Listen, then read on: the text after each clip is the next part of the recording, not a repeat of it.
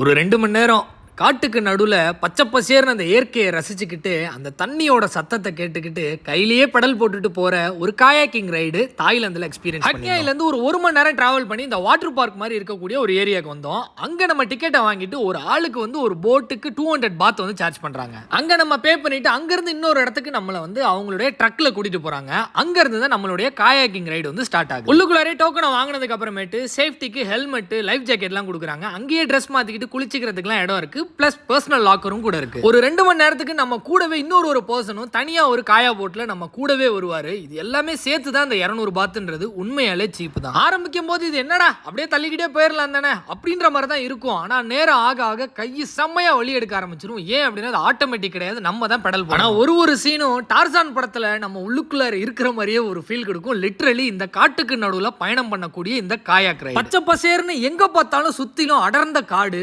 நடுவுல அந்த தண்ணி, அதுக்கு மேல அந்த காயாக் போட்டு எப்படி இருக்கும் அந்த ஃபீல் நினைச்சு பாருங்க. நானும் ஜாலியா இருக்கும் தான் அப்படின்னு சொல்லிட்டு நானும் என் ஃப்ரெண்டும் அப்படியே லைட்டா போயிட்டே இருந்தோம். ஆனா நேரம் ஆக பாத்தீங்கன்னா அங்கங்க அந்த ஓட மாதிரி இருக்கிற தண்ணிக்கு கீழே ஃபோர்ஸா தண்ணி போகுது. அதுக்கு மேல அந்த காயாக்கை இறக்கணும்னா அவ்வளவு வேகமா கீழே தள்ளுது. பேலன்ஸ் இல்லைன்னா கவுந்துருவோம். டோட்டலா எங்களோட 4 நாள் இந்த தாய்லாந்து ட்ரிப்லயே டயர்டான ஒரு ஆக்டிவிட்டினா இந்த ஒரு ஆக்டிவிட்டி தான் கண்டிப்பா சொல்லுவேன். பிச்சு எடுத்துருச்சு. ஆனா கொடுக்குற காசுக்கு லைஃப் டைம் மெமரபிளான ஒரு ஆக்டிவிட்டி. அடுத்து தாய்லாந்து போகக்கூடிய உங்களோட ஃப்ரெண்டுக்கு இந்த ரீலை ஷேர் பண்ணி விட்டுருங்க.